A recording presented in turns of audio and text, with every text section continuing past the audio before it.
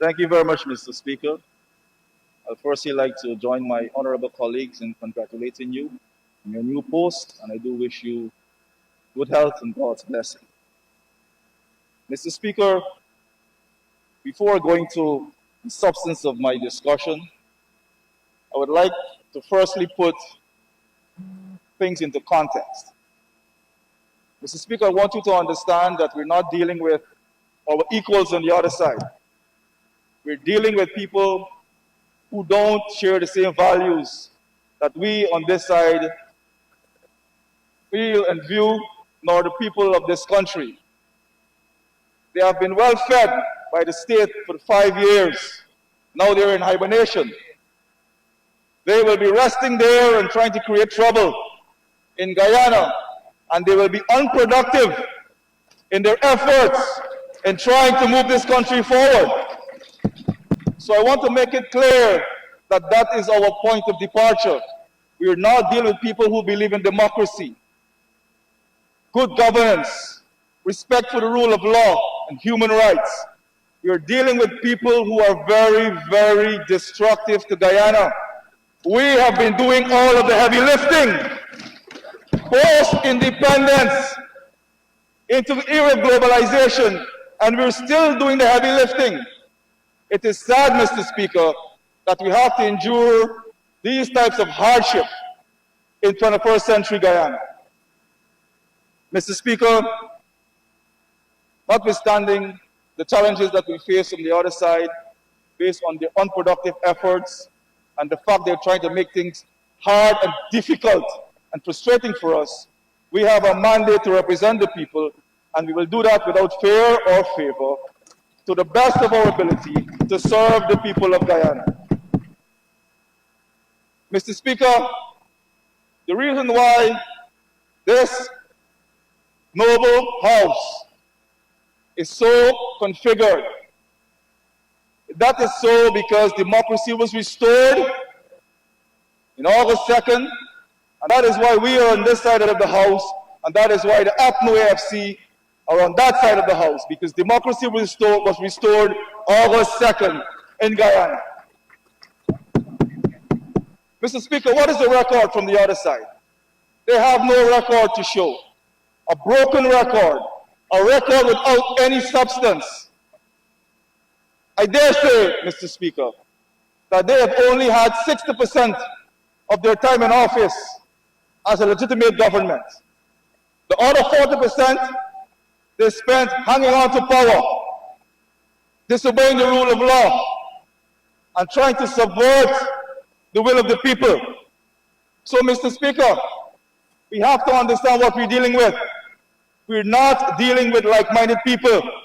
We are not dealing with people who we can work with. But we will have to guide them and ensure that we can win their supporters, because come 2025, that House will have very few seats. We will take Georgetown. We will take Linden. We will take Nebacalis. We will take Golden Grove. We will take number 5 as well, Mr. Speaker. That is our mandate, because we are representatives. They are state oil salesmen and women, gangsters in suits, fraudsters. They have no place in this history of this beautiful country. So, Mr. Speaker, let me go through their rap sheet. From the time they took office in 2015, they began to militarize the state, trying their best to intimidate the good citizens of this country, to drive fear in each and every one of us. But because we had a responsible opposition that understands the nature of that party or the coalition, we were able to represent the people, and that is why we can stand here today speaking from this side of the House in full support of the people of this country.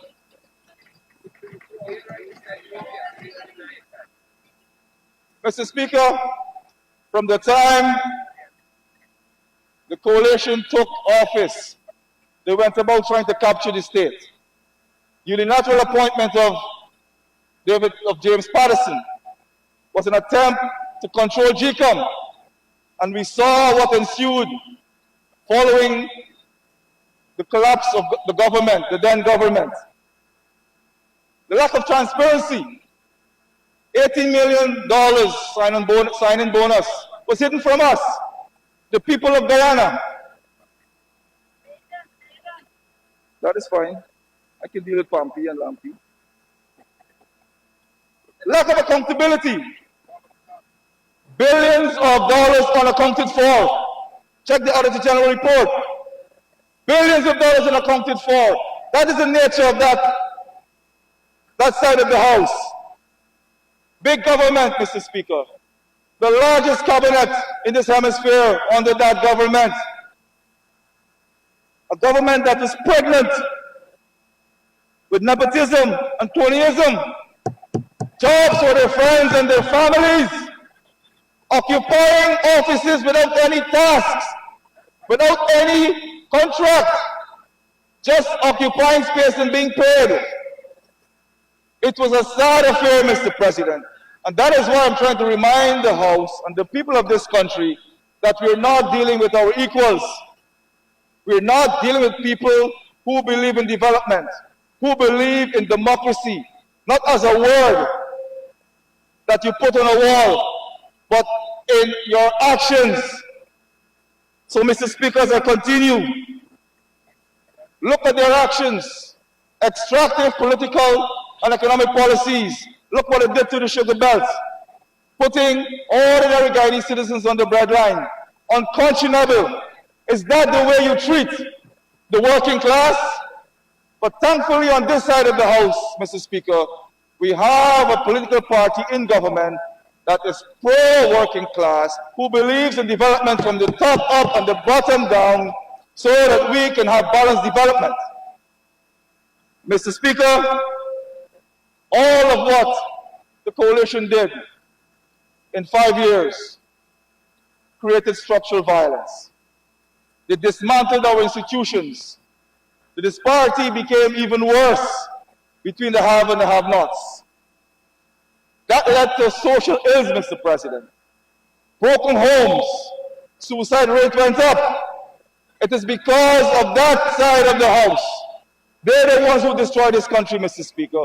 And that is why we have been given a mandate to restore this country back to its beauty and to its vigor and the life that we enjoyed for 23 years, Mr. Speaker. Mr. Speaker, it is sad to say that during the time in office of the coalition government, the people of this country were reduced to mere serfs. They took our rights and our liberties away from us. They took us back to 16th century England. That is the nature of that coalition government. It is a shell that believes in political opportunism, that do not understand how to serve people. They believe that they are masters, and they believe that they should decide on every action for the people of this country. So they remove the people from participation. We are the ones on this side that provided responsible leadership in and out of office. And that is why, Mr. Speaker, we have been given a mandate to restore this country back to its rightful place. And that is why we are thankful to the people of Guyana that they've recognized that APNU AFC is no longer deserving of being in office.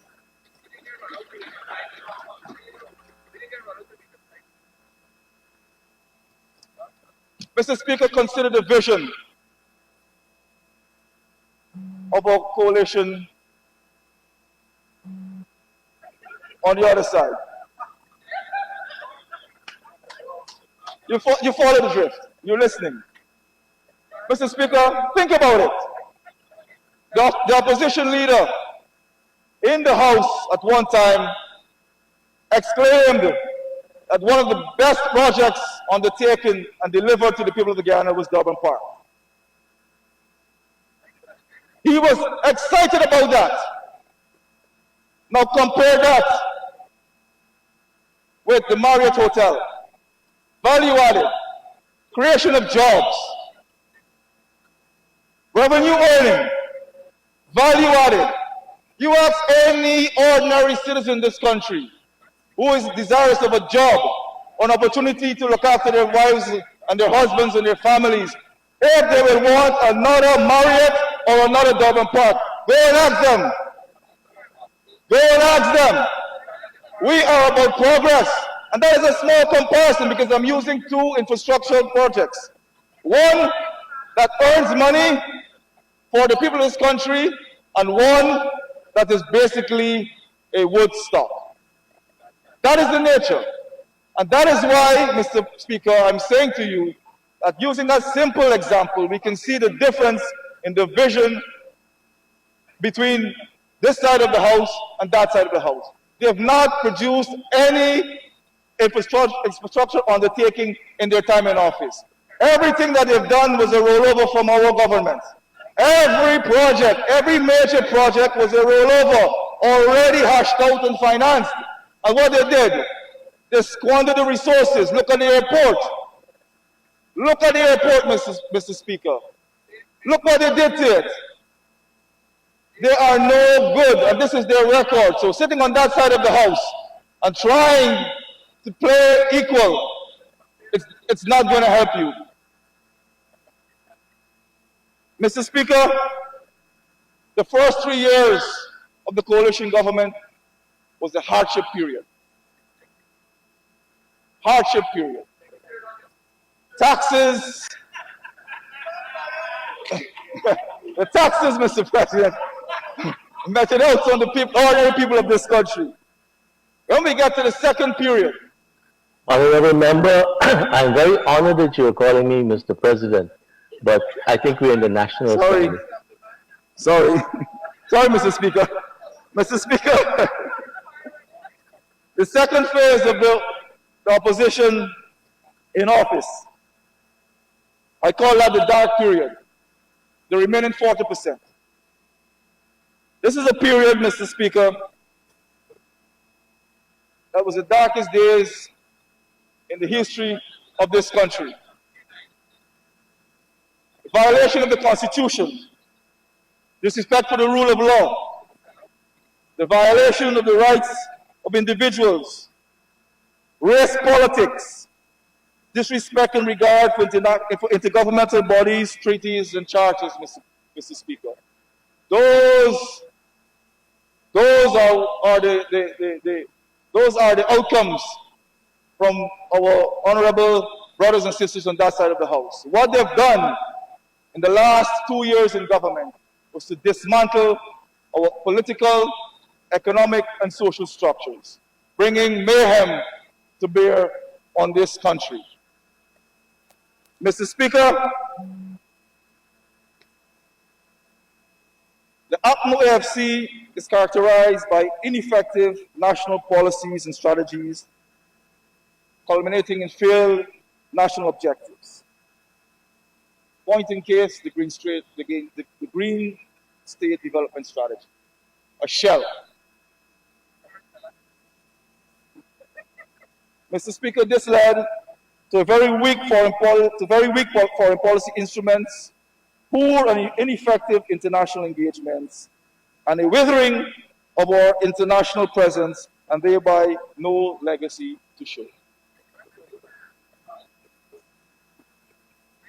If you contrast that, Mr. Speaker, with our developmental strategies, we have already had 3 massive strategies that were workable and that helped to move this country forward. The low carbon development strategy, the national development strategy, and the national competitive strategy all together helped to move this country forward between 2006 onwards. Mr. Speaker, we are here to present an emergency budget. This is so because the APNO FC stole most of the year from us. And because we're competent and because we understand the needs of the people, we were able to hash out an emergency budget in less than 4 weeks. Mr. Speaker, our budget is $1.7 billion.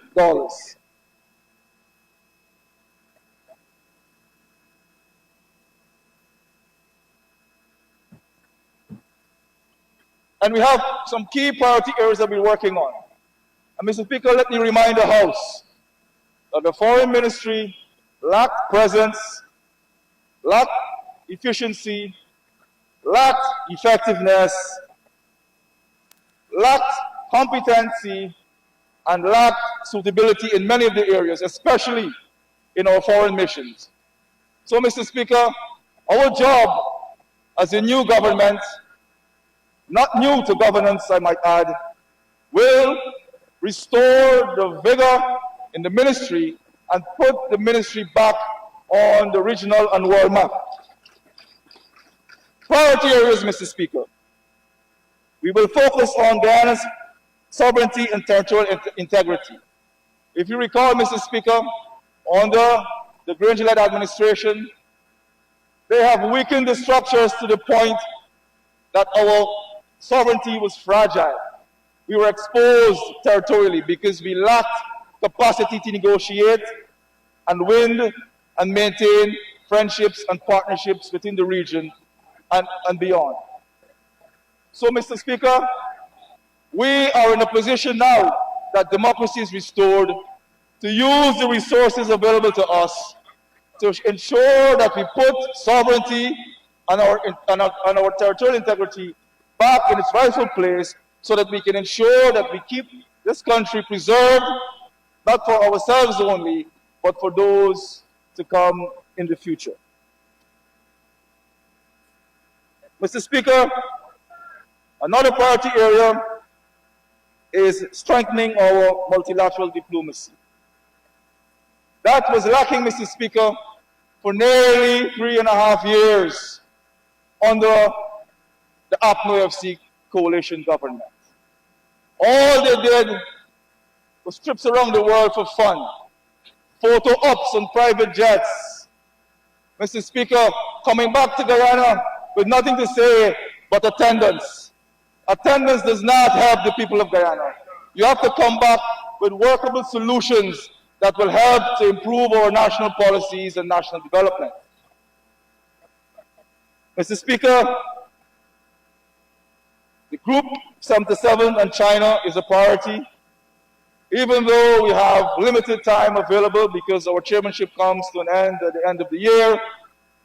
Nonetheless, we have a menu of measures that we'll be presenting to the National Assembly to ensure that we're able to leave our presence in the international arena. Mr. Speaker, we'll be focusing on biodiversity, on climate change, as well as relief measures following the COVID-19 pandemic. Following on from that, Mr. Speaker, the other area that we'll address for the end between October and December is to rebuild and enhance Guyana's bilateral, regional, hemispheric, and international engagements. Mr. Speaker, it has been broken. Most of our foreign partners and friends would have removed themselves from the government at that time because of the political crisis. Many felt that they were illegitimate, and as such, most of the diplomatic engagements and international cooperation would have been put on hold. But, Mr. Speaker, I'm proud to tell you that the line is long. The days are long because the international community is queuing up to re-engage with Guyana because they see Guyana as a vital partner in our development of the region and the hemisphere as a whole.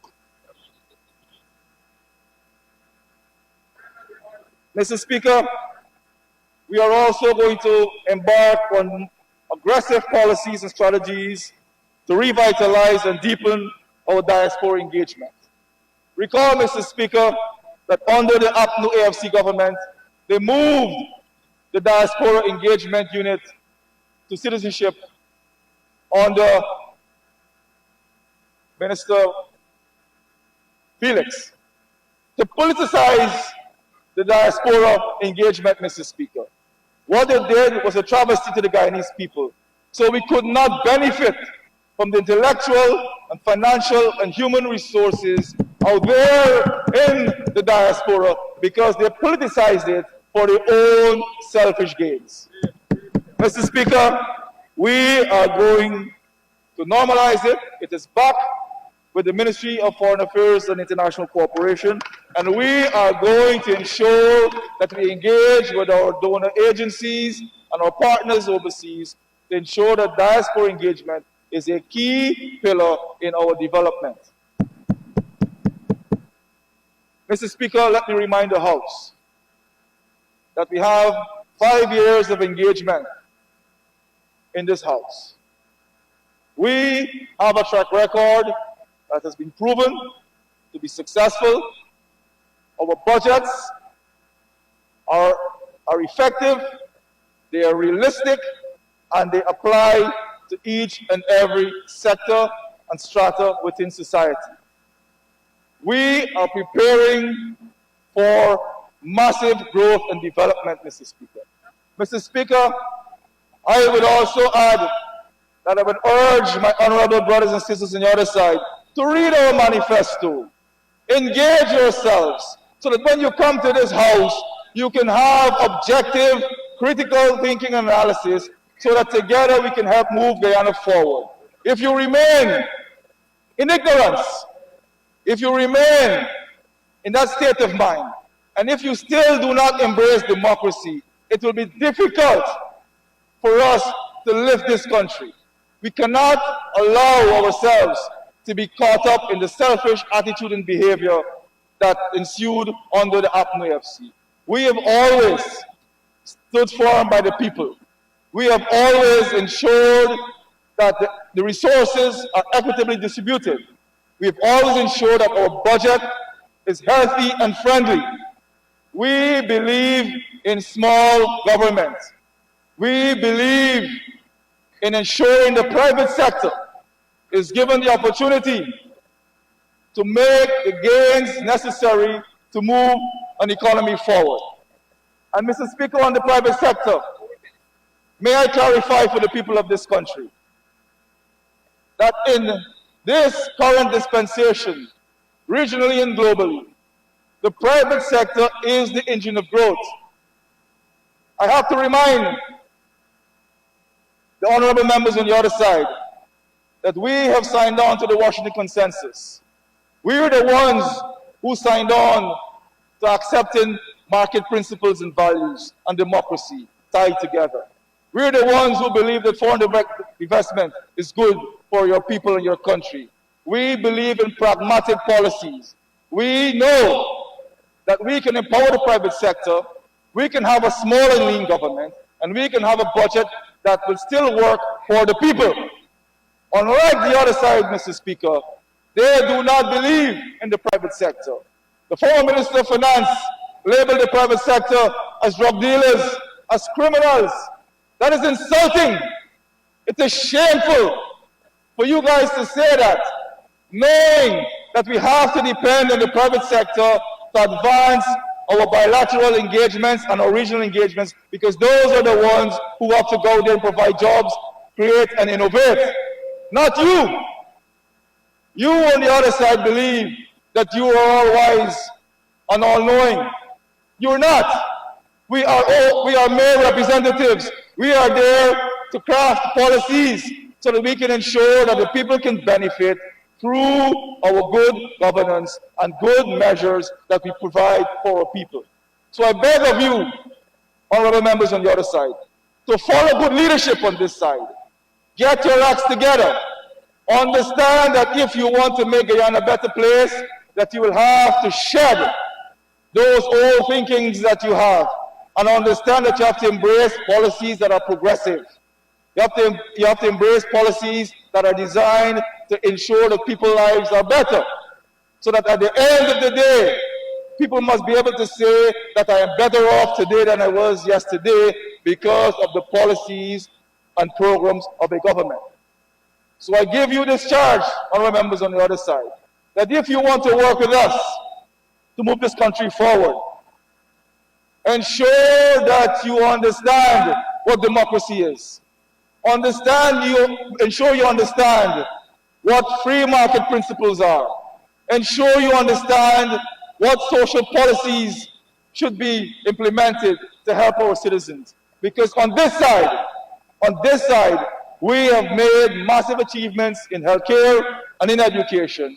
And that was done through our strong, soft diplomacy in being able to build friends and partners for the benefit, mutual benefit for both.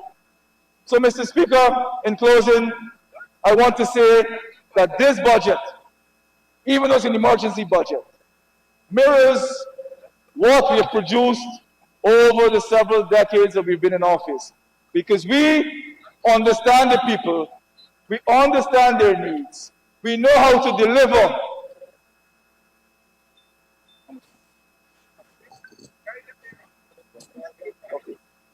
We know,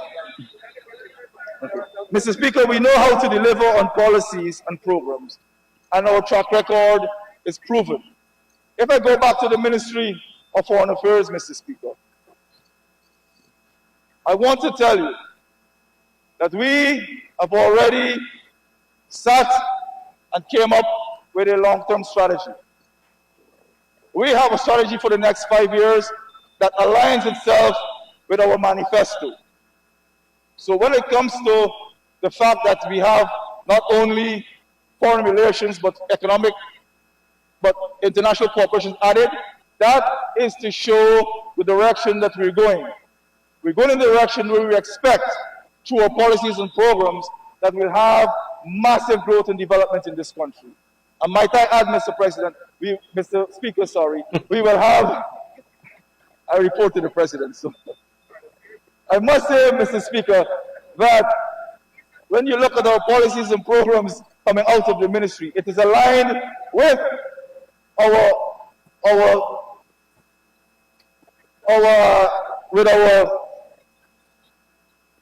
it's in line with our manifesto, because if you look at our manifesto, honorable members on the other side, diversification and innovation will lead the movement of this country in the right direction. So, Mr. Speaker, I want to tell you, and I want to assure the honorable members on the other side, that we at the Foreign Ministry will be ensuring that we have the right policy instruments to ensure that we engage with our traditional partners, our regional partners, and our extra-regional partners to ensure that the people of Guyana benefit at every level within the international forum. Multilateralism is important for us because at the G77 and China, it is a good opportunity for us, Mr. Speaker, to show who we are as Guyanese, to explain to the world what we see as important for small states.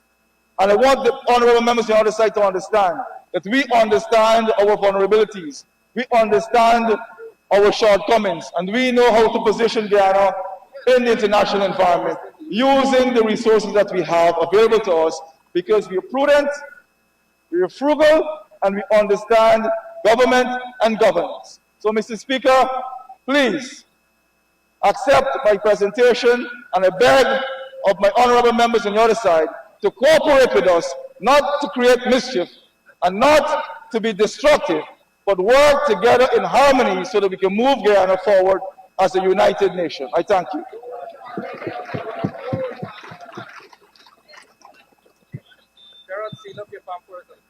Thank you very much,